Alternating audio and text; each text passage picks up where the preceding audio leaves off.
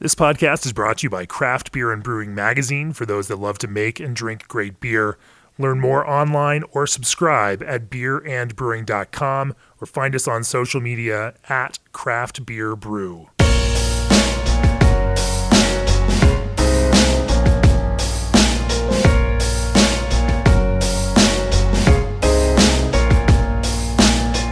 Hi, this is John Holl.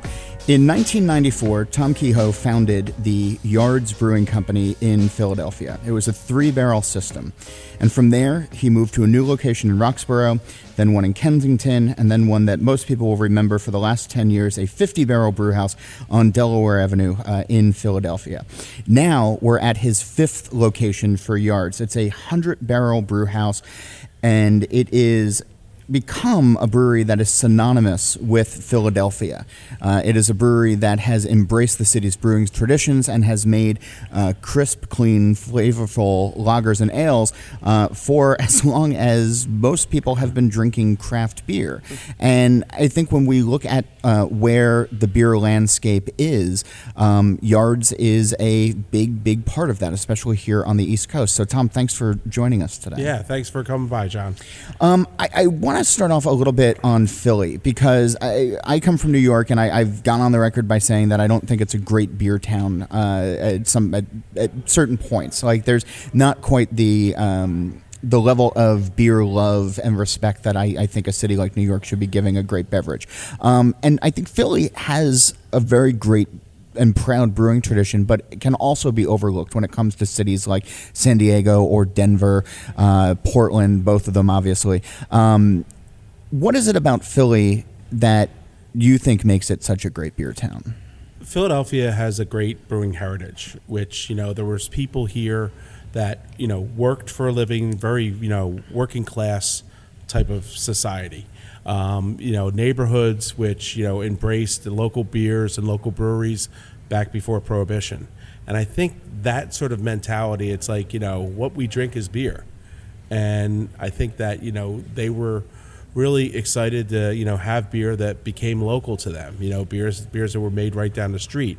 Not in the beginning, they didn't understand, but, eventually they understood and came around to, hey, we want our beer. We want beer made right in Philadelphia.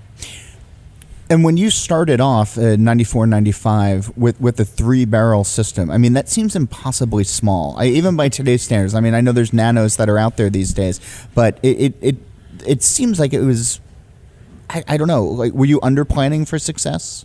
Well, we weren't under planning for success. We just wanted to get into the business in a sense. So what we did this 3-barrel system. We did keg only, which is probably the hardest sell to get, to get into the bars and things like that. And we really couldn't afford a packaging line or a bottling line or anything like that. And there was no such thing as the mobile canning companies that would come by back then. You either owned your equipment or you didn't do it.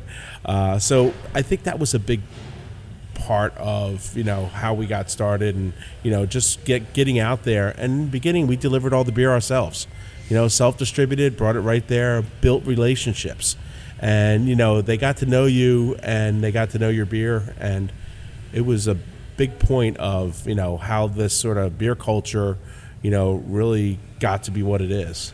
And I just want to point out to folks who are listening right now, so we're at the brewery. It's not officially open to the public just yet. That'll happen in the next couple of days. Yeah. There are more construction workers here than there are probably brewing personnel at the moment, as it were. But everything is still wrapped, so if you hear bangs and beeps and everything else, that's construction bringing this brewery we're knocking out the punch list, as they say. I mean, you were saying with this new 100-barrel system before we came on that you could be brewing 12 times a day on this. It's that efficient. Yes. When you had a 3-barrel system, how many times a day did you have to be brewing just to make it work? We brewed twice a day, 3 days a week. That's it. We were making 36 kegs a week, and that was what we did. And it was able to pay our bills and give us a little bit of return on our investment. We didn't take a salary; we just paid back the loans we gave to the company in a sense as a salary. So we got a little bit of income out of it. Yeah. But the great thing is, you were out there every time your beer was tapped, drinking with the people that were trying your beer for the first time. Is there something that is, because I want to get into what got you into brewing to begin with, but that's such an intimate experience, being able to sit there and witness people drinking your beer for the first time. And I feel like it was so much different back then in '95 than it is now, where you don't have that opportunity. Maybe you're getting impressions off of internet apps and social media and things like that. Has there been a little bit of the intimacy lost, do you think, over time, even as you've grown, and also, but as the beer industry has become what it is today? You definitely lose that for most of your main products, but one great thing about having a tasting room or a tap room is the fact that you can, put something on tap there that people are trying for the first time. And it's like your little experiment. Do I want to make this one of my full-time beers? Do I want to make it a seasonal? Let's try out this Hefeweizen and see if people like it. And they try it right there, and you get real good, honest, right off the tip of their first sip, impression of what the beer is. And you think about that if they weren't at Yards and if they were at some place and they had nobody telling them what the beer was, and how they're thinking about that. And then because basically you're letting your beer go, letting your baby go out there to the world, and they're trying it, but there's nobody out there to reinforce that it's Yards and that we made it this way on purpose, or if you don't like it, that's not we weren't concerned with that. No, we want to find out about that. So it's great to have that tap room experience. You've obviously seen the customers who now drink your beer, they've become much more knowledgeable. Absolutely. Does that make your job harder or easier? Both, honestly, because it's harder because some people that don't understand beer and just sort of going like, oh yeah, this is bitter and I'm supposed to like this, and then other people that really are educated about beer and that know like, oh yeah, quality and consistency is what I want from beer. I don't want to be going to buying a 6-pack, bringing it home, and I don't want to drink it because I had it one time, it was good, I didn't have it good and it wasn't good. So having that quality and consistency and making a good product really is what we're all about. Before we went on, we were going through the list of breweries who opened up right around the same time that you did. Yeah. I just had Sam from Dogfish Head on the show. He opened up in '95. You had Victory opened up in '95 or '96 thereabouts. Flying Fish just across the river in Jersey.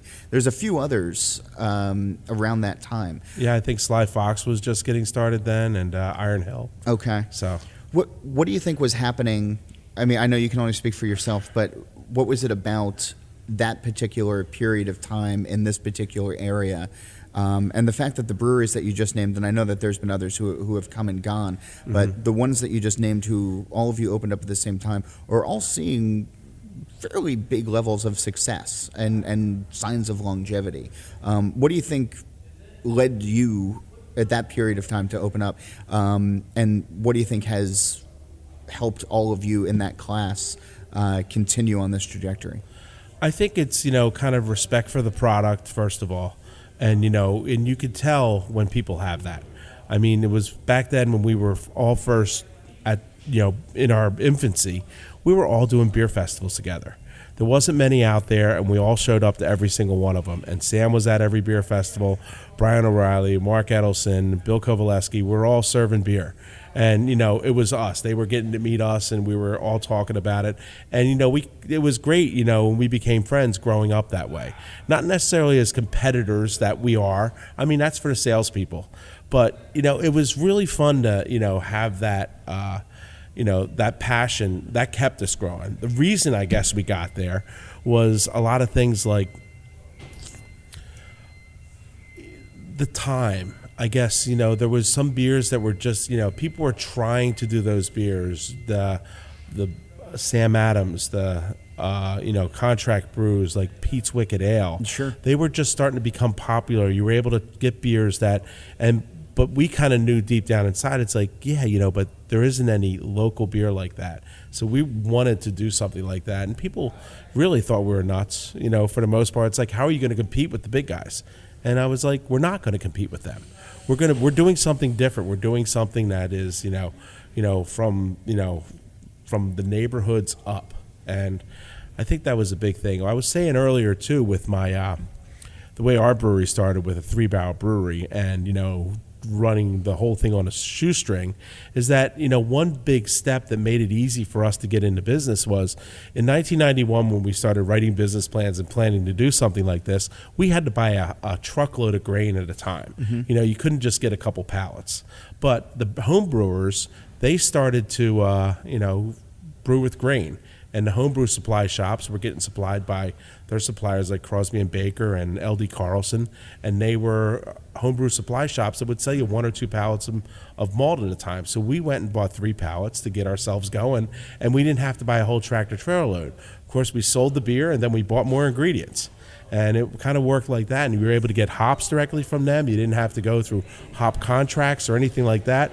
It was a way that, allowed small brewers to get into business. I mean, now we're buying silos full of malt. Yeah, I saw them when I was coming in. It's I just remember Jack McAuliffe, one of the original microbrewers, or the original microbrewer, I guess, out in Sonoma, California, telling me a similar story that when he first started, nobody would sell him malt, so he would actually ask Anchor to tack on an extra order, an extra pallet of their order, and then he would go down and buy from them. They were actually milling it for him as well because he didn't have his own auger in there.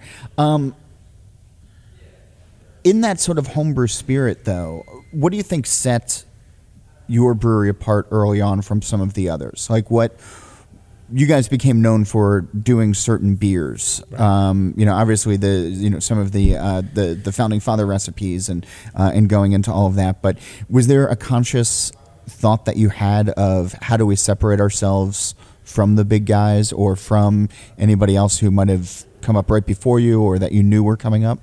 Right. Well, I mean, we actually made real conscious effort at this. We were tasting all these craft brews out there, and we're Sierra Nevada, Brooklyn, everybody that was out there at the time.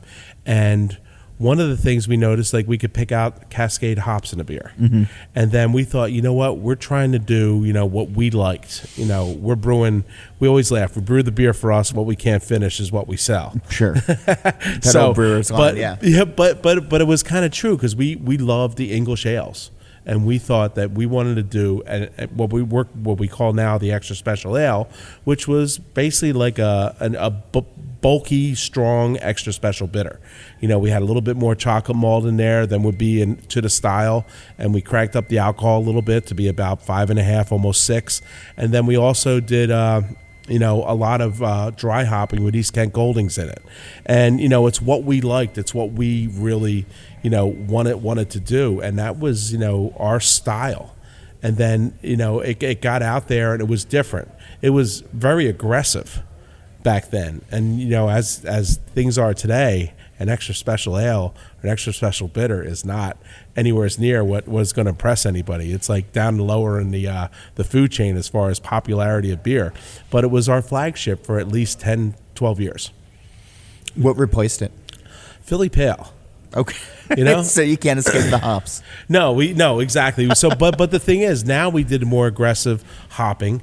But we, it wasn't Cascade again, but it was still, it was that assertive hop and a light drinkable beer. And I think that's what really, and we were inspired by the Phillies building a new stadium. Mm-hmm. And we wanted to have something that people wanted to drink in the summer, in the sun, that's refreshing and, you could pound. But, we didn't want it bitter, but we wanted it hoppy. Okay. And that was how we approached it. And, it's another long story with it, but found the Simcoe hop looking for a hop for our Saison because it had this sort of citrusy orangeness that we wanted to have in our Saison, and then tried it in the pale ale, and it just worked. And we kept that's our signature hop for that beer. Do you think had you opened with that beer, that you'd be sitting here in your new brewery now? I mean, I know it's not always easy to Monday morning quarterback, but back then when you opened and having an English ale was probably a bit of an easier sell, at least out here on the East Coast, than a more hop forward beer. Yeah, I don't know if the hoppy beers would have been the big players back then. And if I could think about it, nobody really did that many IPAs back then either. Sure. IPAs was almost like a seasonal. Hey, we're doing an IPA. Cool. Let's make it impressive. And then that the draw of IPAs is, it's still going on. It's great. 100%. Yeah. Did you ever? We're all laughing now at the construction that's happening behind us. Were you looking at some of the other breweries in the area, though, and everybody was trying to carve out their own space back in those early days of, okay, we're going to be the English ale. Sam's going to do all of the experimental stuff and some, crazy hop stuff. Victory's going to go for the German styles. I mean, I can't imagine there's ever a conversation that you all had with each other for various legal reasons. But, if... was there a consciousness to your plan of, okay, we want to stand out this particular way? Yes and no. I mean, we always thought that we always worked well together, all us brands. It is Pennsylvania. We have a lot of German heritage here. Yeah. Things like that. But at the same time, people, our big influencers were the people that were doing the crazy stuff like Rogue. Sure. Doing beers that were really aggressive then, and now it's Rogue is kind of mainstream these days. Yeah. Things like that, and all those kind of beers and things that we knew that we all had more than one beer, so it was never the same beer competing against the same beer. But we noticed that when we would get on tap at a local bar or restaurant, and we would be the only craft beer on, we would do well, and then they would start adding more. Okay. And they would never always add one that was competitive with it, more complementary. So if we had the pale ale on, somebody was putting on a porter. Okay. Or the English ale, and then somebody was putting on the Belgian triple. So, it worked out well that way, because before the taps were same macro brew, same macro brew, same macro brew light. Right. So all the beers taste the same. Now they had the ability to say, hey, we can do something different. So you're wearing the shirt, so it made me think of it with Washington's Tavern Porter, and you had Jefferson's Tavern Ale, and then the spruce beer that Benjamin Franklin was known for. Yeah. Obviously, these are things that were known to people. What inspired you to start doing some of those historic inspired beers? It was obviously being in Philly with the Declaration of Independence and everything else, but we were a perfect fit. I mean, we were brewing beer with direct flame, kind of doing that old world kind of like a Peter Austin type system brew house. And what happened? Our wholesaler who dealt with the City Tavern, who's the basic reason we started doing this, and they had a bunch of research and they gave it to us about the beers, and part of their lease is they need to make food and beverage from the time of the American Revolution kind of thing. So they're making all these older awful. Recipes and sausages and I know, yeah. Can you think of anything you don't want to eat? Yeah, God, that's a lot of molasses pies, things like that. Yeah, exactly. It's a squirrel and right. Yeah, all the ferret you can eat. Okay, so but that's. But what they were doing, they were getting like a porter from somebody that made a porter and calling it Washington Porter. Okay. And they were getting a strong ale and calling it Jefferson and so forth. And they really only had the two going on. And they would, say like Martha's Wheat or something like that. Sure. And then things that had no basis in historical fact. Exactly. Yeah. So we were small enough that we were able to say, you know what, we can make a whole batch of that and sell it all to you. And they were a great account. They would go through tons of beer, and we were able to actually do that. So we ended up, really sitting down with them and doing the Washington Porter with molasses in it and everything, doing the Thomas Jefferson Ale with honey and rye and corn that was in there and a bunch of wheat, and then as luck would have it, the tercentenary of Ben Franklin came along, and everybody wanted to brew a Ben Franklin beer, and we're like, yeah, let's do that too. And the Philosophical Society here in Philadelphia wrote a book called Franklin's Book on Food, and it had the recipe for a spruce beer. So we ended up doing that, and there are 3 beers we bring over to the to the City Tavern, And it's been a great Washington relationship. Washington and Jefferson, though, they are based on historical recipes. Historical recipes Okay. that they've done and they've talked about. Okay. So yeah, and one was the Washington one was great because it was a letter he wrote to the troops, Right. on how to take a field beer and add some molasses to it so you can have more beer for the end of the week, things like that. So it's really neat, and we will say that they're not exactly the way they're supposed to be, the way they would have been. Right. We wanted to make sure it tasted really good. And also the Thomas Jefferson was about 11%, the when he's, and we weren't ready to release an 11% beer on Philadelphia tourists visiting Right. Liberty Bell. So we decided to make it 8%. It's still a big boy, but it's not the way Jefferson originally had it. Have you ever gotten it up to 11? Have you guys done special releases No. with that? Oh, come on. This seems like the perfect opportunity with the new place. We do a It's, barley wine. Yeah, it might be pretty cool to do it here. Yeah, We have a lot of it's, options to play with things here, and we're gonna have room to do a lot more things, a lot more exciting, fun things. A little more barrel space to do some barrel aging. We have a couple that we've messed around with, but never really had the space to do it. So, with each new brewery, you've been able to add on new recipes. You've been able to add on capacity. You've been able to do things that you just physically were limited in doing before. As I mentioned in the opening, this is your 5th location now. It's a 100-barrel brew house, which is a far cry from your first one. 10 years at the old place. How long has this place been in planning, and how did it evolve in your mind as to when you started planning, like, oh, we should do this, to where we are right now? Like, were you thinking another 50-barrel brew house? Were you always thinking about doubling? That's what I'm trying to get at. Yeah, so we started planning or started thinking about moving in 2014. Okay. And I know that because I actually have a little flyer that was on this building. We went and looked at the building and then decided it really wasn't going to work because of just the cost of it. The one we're in right now. The one we're in right Okay. now, yeah. Because it says October 2014 on it because had to go through security to get here. There was still the company Destination Maternity in here making baby clothes and maternity clothes. So, so beer back then, often but we knew leads they were to, moving. I think that's a nice synergy that you have there. It's so my wife doesn't like it when I make that joke, but yeah. So what had happened? We started thinking it's like eventually this is going to happen, and leases run out, things like that. So you're always trying to plan around that, and we didn't want to be caught like behind the 8 ball or anything like that. So we started looking at real estate everywhere, looking at neighborhoods, trying to find different places. And then what happened? The guys who were doing stuff with this building, their idea wasn't working out, so they wanted to regroup, and then they reapproached us. And we're like, look, this is what we can, afford to do.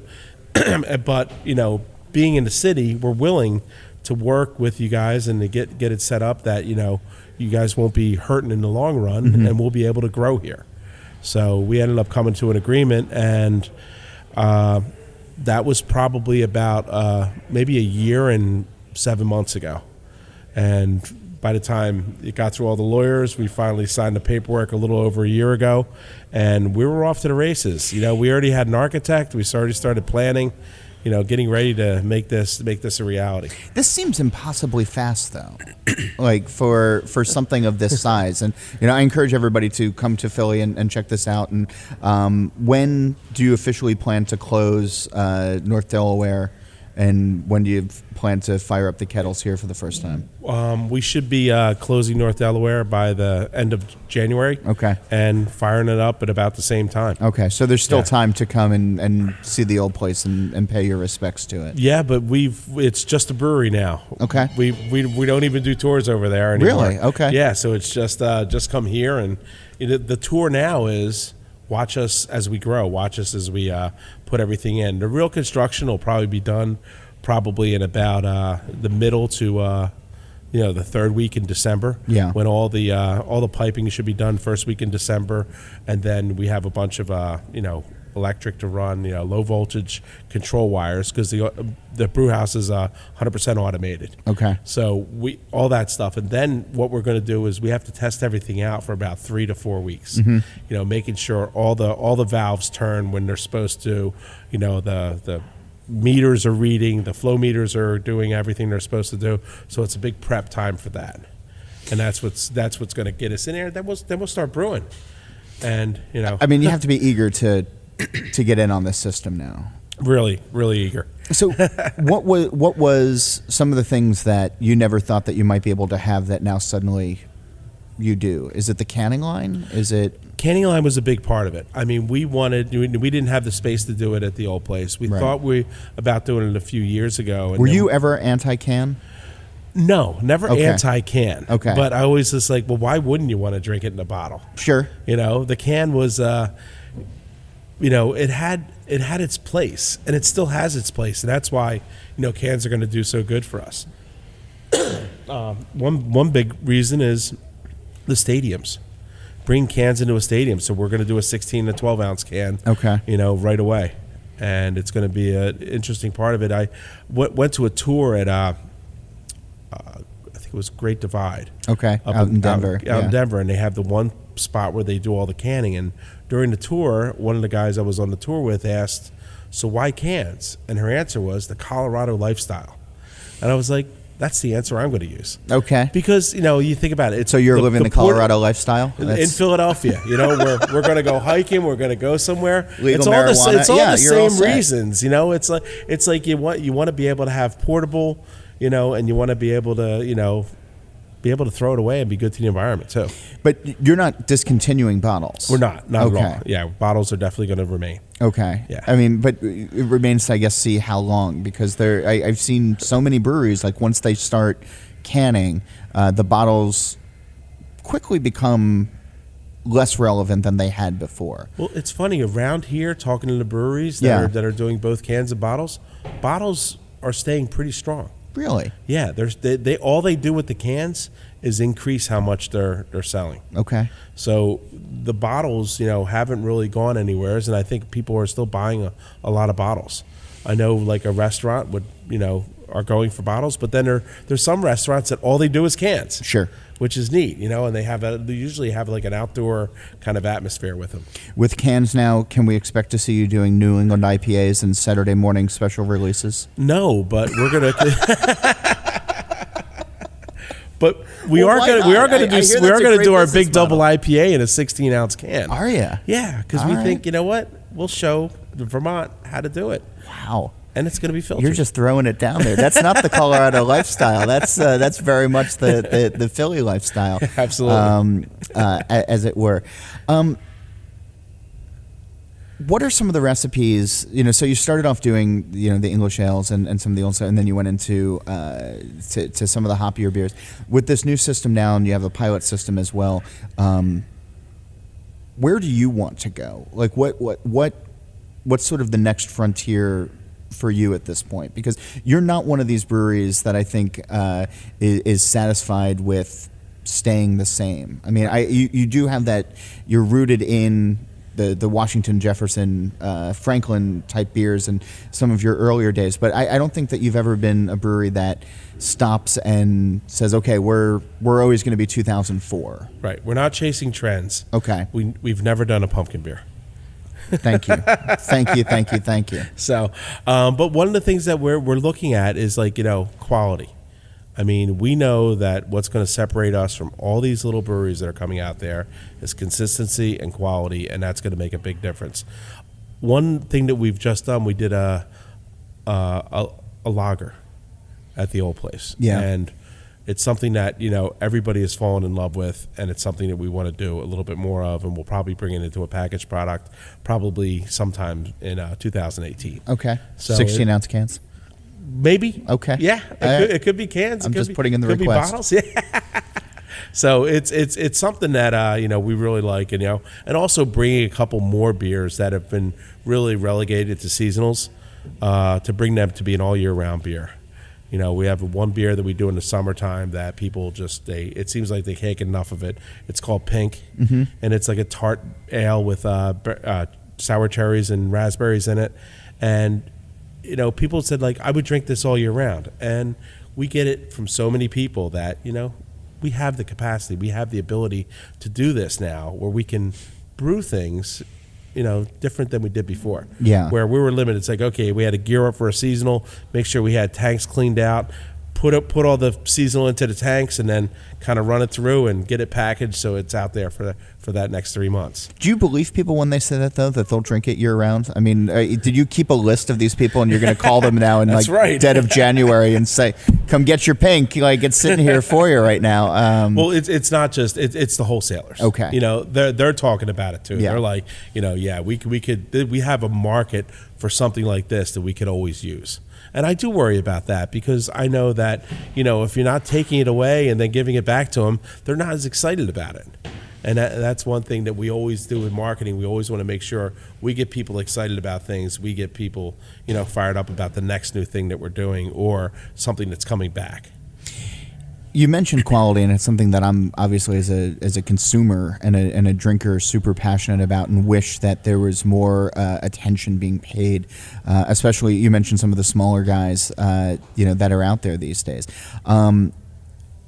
If in the early days, and I think we mentioned either beforehand or during this conversation, I wasn't paying attention. It's a joke. But that there were people who went by the wayside. That those of you who survived did so because you did put quality first, and you tried new and inventive things. And the breweries that have closed along the way, especially back in the day, were the ones that were either trying to do the quick cash grab and it was never going to work to begin with, or they were just making poor liquid that couldn't stand up next to it.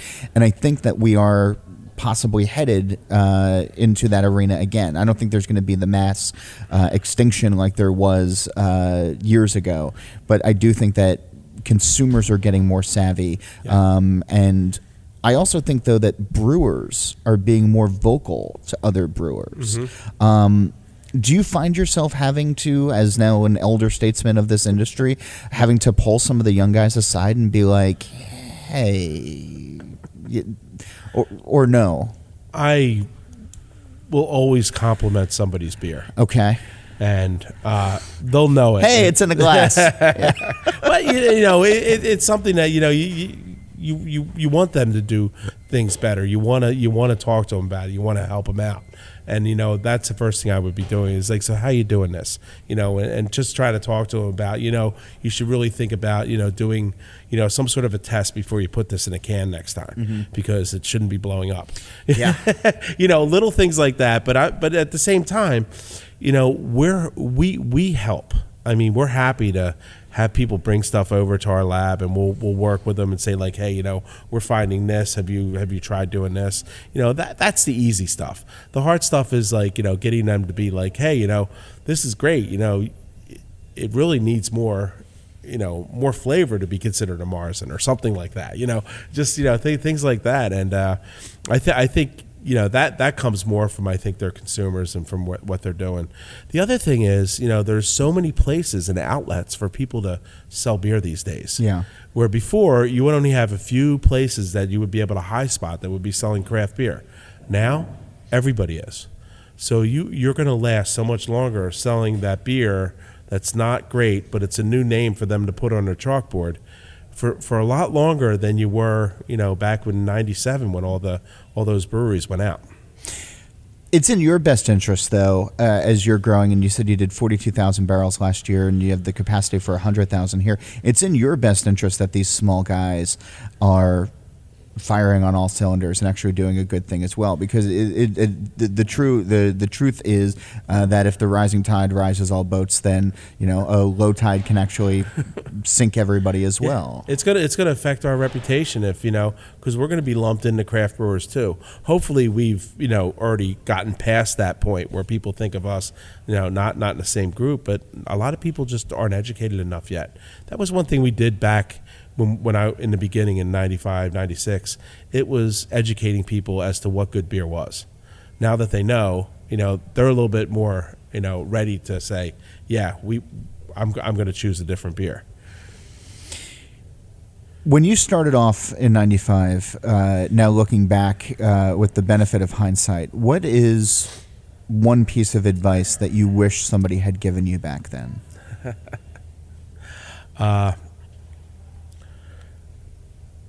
Take your time, choose wisely, the places you're going with your beer. Just don't get a sale. Just go out there and be purposeful with everything that you're selling. So. Purposeful is an interesting word, because that's something that sort of permeates this brewery. I mean, there's a strong sense of community. There's a strong sense of, with all of your employees, it's a lot of your branding as well, of being united, working towards a common goal. And in a lot of ways, while you are a beer company, it seems like you're also like a very community focused, as well. How did the two play hand in hand? Well, we couldn't be a successful brewery if our neighbors didn't like us, in a sense, and that's all of Philadelphia. We wouldn't be successful if we weren't part of the interaction that we would have to them day to day, being part of their fundraising, being part of their, it's a cleanup day. Yards is going to be there. We're going to help out, not just with us guys helping clean up, but we'll bring some beer, things like that. It's a good feeling. It's like we have something that, is kind of tangible that people love. And, we love to share it. So that's something neat about it. And also, it's kind of like brew on to others is one of our themes that we go with. And it's really great because, you can be taken so many different ways. One is just maybe sharing a beer with somebody. The other is, sort of like, this is what we do, as a business. Wouldn't it be great if you were doing that too? Recycle your trash, put your, use wind energy or solar energy, things like that. Things that are, just, it might not be the best decision, but it's a decision that you're really making a conscious effort to say, hey, I'm trying to make my company better and do things like that. And, it's also, I always say that, with the whole brew on others and the sharing of the beer, it's like you got guys that work next to each other every day, brewing beer on the packaging line. And after they're done, they go and have a beer with each other. Yeah. They talk about what went on that day. A lot of companies, they leave, they come back the next morning, and you don't know what's happening. You know the person you're next to. You're most likely to, if he's struggling one day, to to be picking up the slack, things like that. And that's kind of what the culture of this beer community and what Yards is about. And we also do the thing we call, like, with the Brew on Others, it's like, the recognizing, fighting the good fight. Sure. Which is kind of our brawler label in a sense. But, recognize people that are doing that. And, we were giving out Brawler of the Week awards, things like that. It's like... And for employees or for... No, for like other companies and things like that. Okay. That are just doing things like, the Garces Foundation, what they do with their foundation. We did a video and... I don't know what they do with their foundation. So they I guess, are teaching, kids how to, cook. Oh, okay. Things like that. So, yeah. Okay.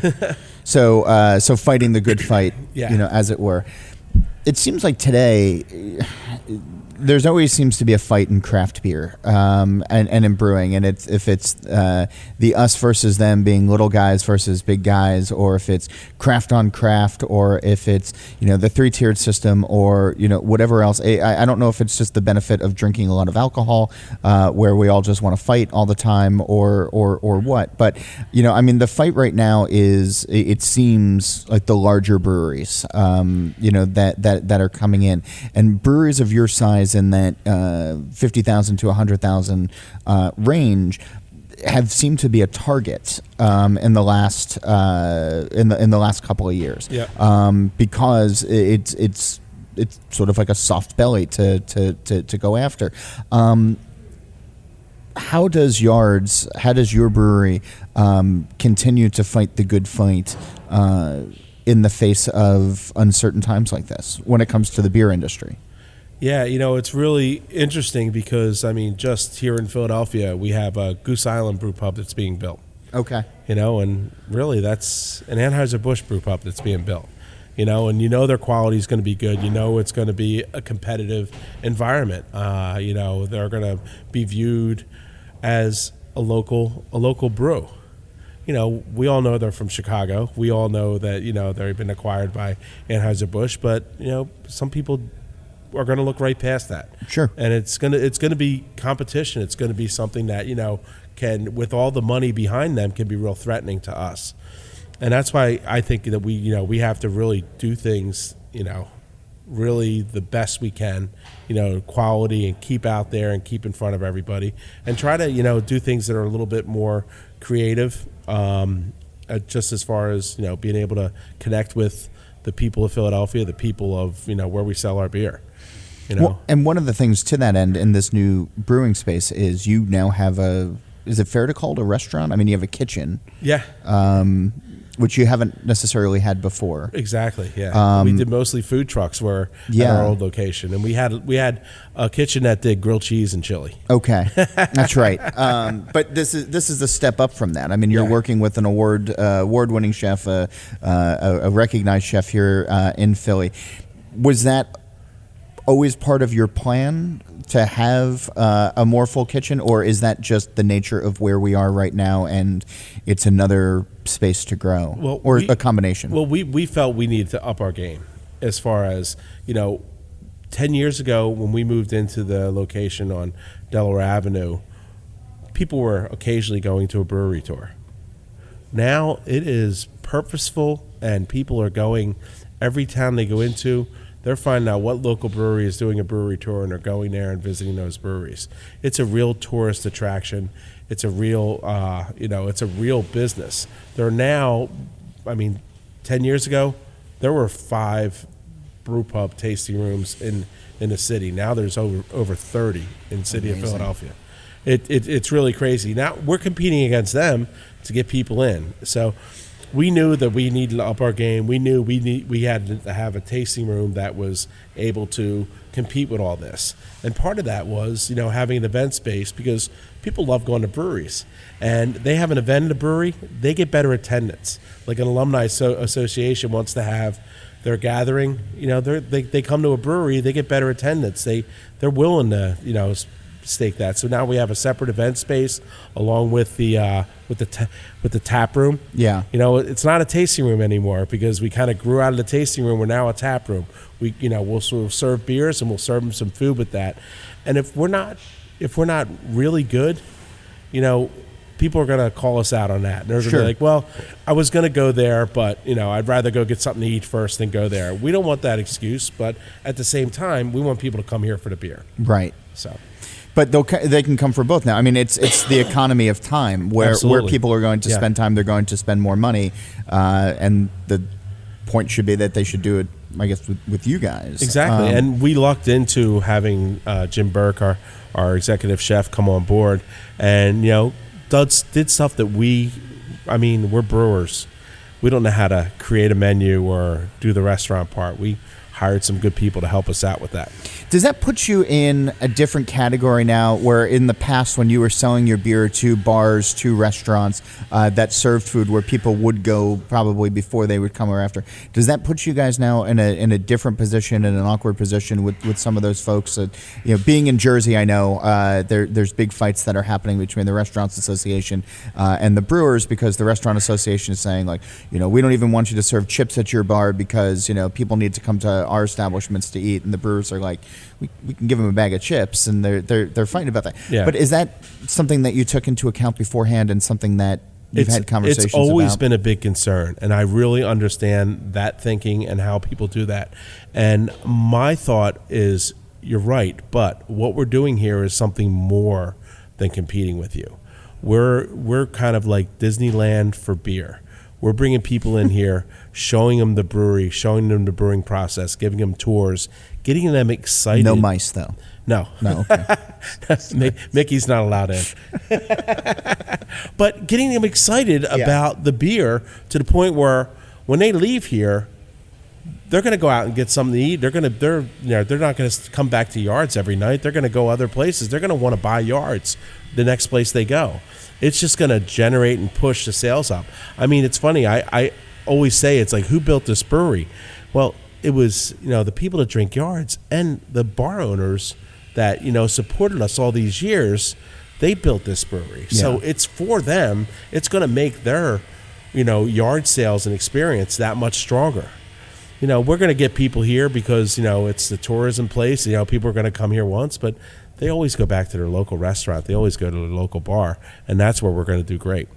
And to get them to understand that is going to, more than just me talking about it that way, they're going to really have to see it. They're going to have to see people come in excited about Yards. Oh, I've been there. Oh, but you came here afterwards? Of course I did. This is my favorite place. But favorite place, favorite beer, to have it there, it's not always going to be the brewery.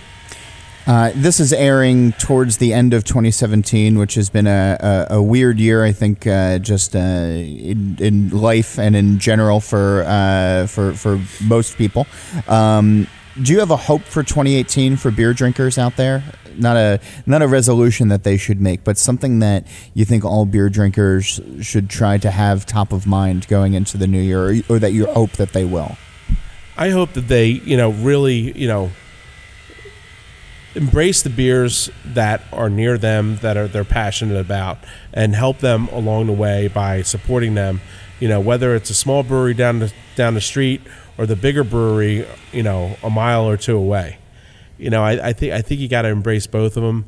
But I think what you want to do is, really, say like, move these guys forward, help them to be, the brewers that they're destined to be. And the ones that aren't destined to be, that's fine. They'll be there. They'll eventually go away. Yeah. But I think 2018 is going to be a lot of people making those big decisions on on whether they're supporting a brewery or not supporting it. And I think that's going to be hard, because you want to support everybody. Yeah. So. If people want to support you and see this new space in the brewery, the website is yardsbrewing.com. yardsbrewing.com, and it has all of the relevant information. Tom Kehoe, thanks so much for sitting down amid the construction in your brand new 100-barrel brew house. I appreciate you being on the Craft Beer and Brewing Magazine podcast. You can learn more about the magazine and hear other episodes of the podcast by dialing up beerandbrewing.com. If you have suggestions on how we can make the show better, you can reach me at John Holl, that's Holl, at beerandbrewing.com, or on Twitter, John_Holl. Please subscribe, please tell your friends, and please tune back in next week for a brand new episode. Tom, thanks again. Cheers. Cheers. Thank you. All right. That's great.